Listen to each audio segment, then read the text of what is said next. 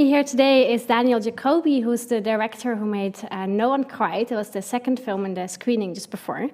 He's a visual artist and filmmaker from Lima in Peru, but now based in Amsterdam. And I'm really happy that we can have you here to talk about the film and everything that's part of the film. Just as a quick note for everybody watching, there is a Q&A here where you can also actually ask questions yourself, which you can do by sending an email to questions@impact.nl or just by dropping your question in the chat. So thank you, Daniel, for being here. Thanks for having me. I was wondering, could you tell me something more about the cam girl and the cam boy industry? How did you get in touch, or how did you got to the point of working on this thematic within your film? So this film started a long time ago, like maybe 6 or 7 years ago, which is also at the same time that I began to be interested in this industry, in these websites. And it started as a pure curiosity. Together with friends, we had a blog that a friend of mine started, and we were so fascinated with these sites that we were capturing stills, screenshots of these chat rooms in moments that we thought were interesting in any way. And from that, the idea to make a film using the same media evolved from that. And from then, yeah, like I said, it's been, I think, working on the film, like on and off, of course, it's taken me 5 years to wrap it up. And there's been multiple versions, and yeah, it's really been a process of trying to understand what this webcam world is and what I can do there, or who am I in that context. And how was that like in finding different people who wants to be part of the film? Was that hard to find people who were up for that kind of visibility? Because I think part of that world is anonymity, right? In a way, people literally give themselves away, or show their naked bodies, but at the same time, there's a very anonymous part to it where I assume nobody really uses their own names. What was it like for you navigating that in terms of the collaboration, let's say, with these different people who do this kind of work? Yeah, that's a good point. Indeed, it's a lot about anonymity, and it's also what I found out, but it's also what I didn't know in the beginning. And I started with a much more naive understanding of it, and so how it started is, after making these screenshots, I thought this has a performative possibility. And this is, in a way, the biggest casting in the world, just from the comfort of my laptop. And my thought was, I'm going to ask people who normally perform naked and have to do all sort of sexual sex work and degrading things, and I'm just going to ask them to perform my script, fiction, plain, like non-sexual script for the sake of something nice, let's say.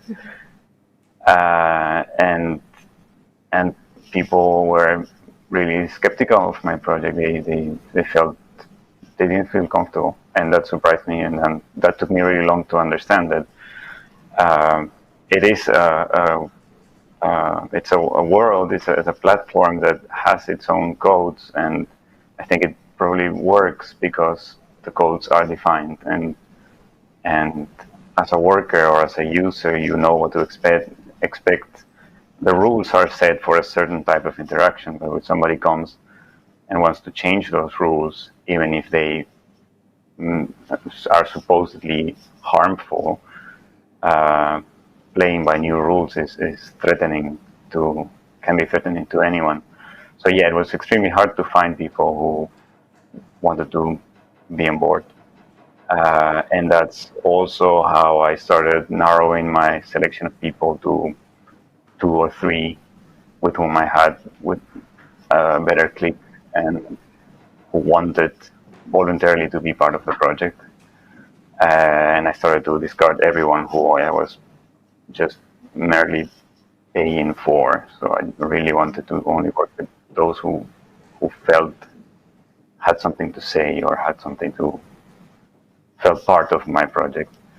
And yeah, in the beginning it was gonna be with people in the images with actual bodies, and it slowly made more and more sense to not show bodies at all. And that's how in the end the only bodies that you see are either distorted by some sort of shot or really serve a different purpose. But there are no bodies in the framing of a webcam. There's nothing that would look like a chat performance. And I think that also creates, to me, when I was watching it, a certain unease, because you see that nobody is there, but you do know that something is supposed to be happening in that exact same spot. So it's like an empty theater stage in a way, because normally that would have been the stage of something that is inherently very performative. Exactly. And I was naturally drawn by the settings.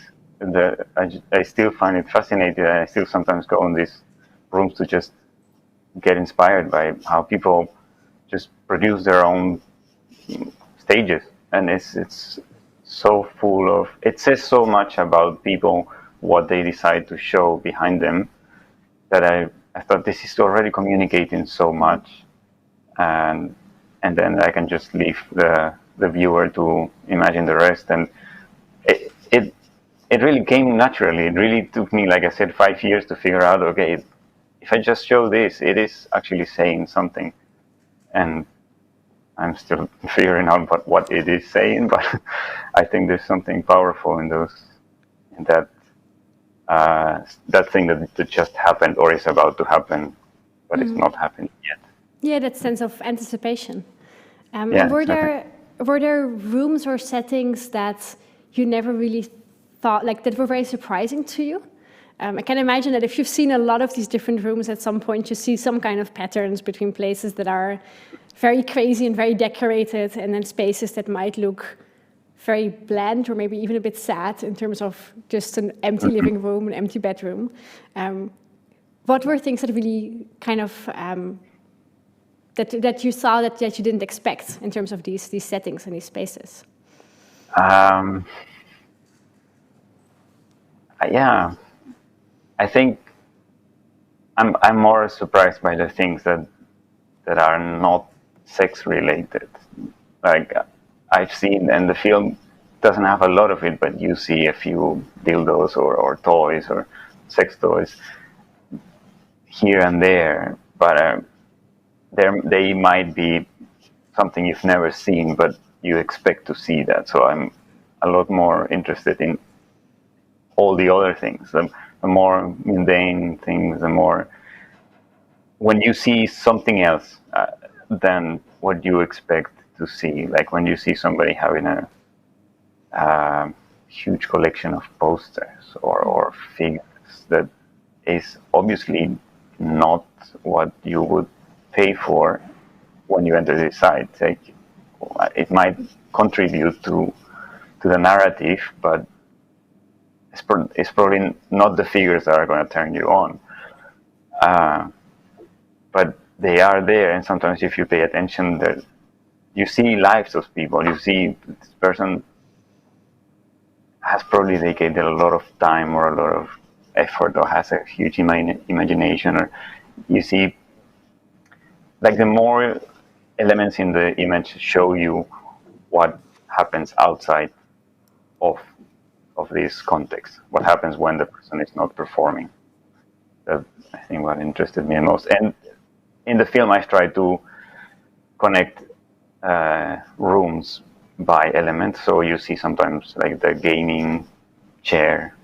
It's a very visible element that you see repeating you see these cheap prints, that kind of painting reproductions or photography reproductions on canvas, on like printed canvas, that everybody uses to decorate.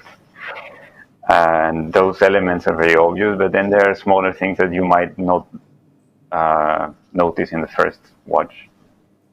But that helped me create a narrative that doesn't necessarily have to be visual, but it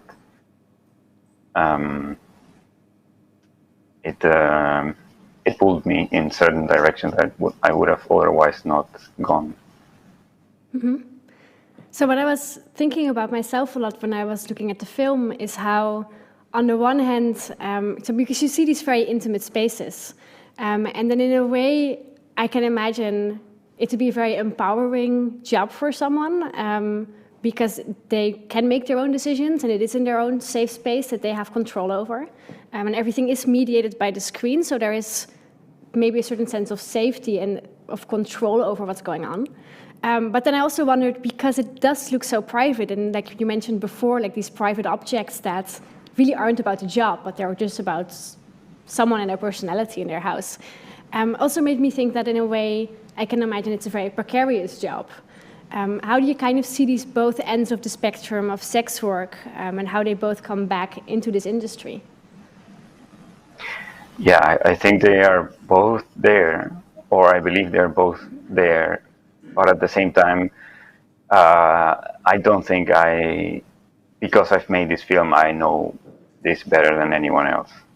I think the decision also to reduce the film to these empty rooms and to minimize the text to certain hints of how these, say, transactions function and what emotions this industry can put on people, I think is kind of as much as I can say, or as much as I want to say. I think what I've learned is precisely that you can't tell. Because you will always find someone else who is in a different situation, and you will find people who are empowered, people who make a lot of money and change their life with something like this, and people who are just in the most precarious situations. And I don't know percentages I don't know exactly how it goes, and I will probably never know. So I don't think making a film like this has to do with understanding the real functioning, or the reality of this industry. I think it has more to do with maybe drawing attention, or just opening the question that there are more emotions at stake, and keep it really open. Mm-hmm. And would you say, you mentioned you've been working on this for 5 years, that throughout this time, your perception of this work has changed a lot? Did you go into the process with certain assumptions of what you expected the work and what you expected to see, or what you expected to find? Or did you go into it very openly and then things, of course, change along the way? How did that process go? I think it didn't take me too long to realize how complex it was, and how many extremes, how huge the range of possibilities, and of like a range of empowerment to precarity, or complexities, or political, ethnicity, gender issues happening there. I think I quickly realized that I was getting into something much bigger than I could handle, or that I could try to simplify or communicate in a film. And I think that's also what kept me from wrapping up the film and from calling it a final cut, because I've been confronted many times with ethical questions, and and I was conscious that I had a certain power, even though, yeah, you also described they have a certain protection of being at home, and that's compared, I guess, to sex work in the streets. Mm-hmm. But at the same time, it's me who is paying. It's me who has the financial power over them. It's me who is deciding who has the power to capture the images. They cannot stop me from doing that. Mm-hmm. And it's me who has the access to having this film shown to an audience. So I've been always, or not always, but very early on aware that I had a responsibility making this film. And yeah, and I think it will become to be a question. I think I've come to a point that it's sort of stable enough that I feel comfortable showing it and mm-hmm. discussing it. But I do think that I still have a position of power in having made that film. And sorry, maybe I drifted away, but I don't think I've really perceived a change in what I saw happening through these camps throughout 5 years. That I don't feel has been the case. I feel it was already big when I started. There were really thousands of people, and it was already extremely mixed in all senses. Yeah. So, Daniel, I'm very sorry, but I think we have to wrap up the conversation because we're continuing with the next one. But I want to thank you so much for joining in this Q&A and, of course, for showing your film earlier on. And it's been really nice to talk to you and untangle all this complexity and all this nuance, I think, that's part of the industry and part of the conversation within this industry. So thank you so much for digitally tuning in with us. Thank you. Bye-bye. Bye-bye.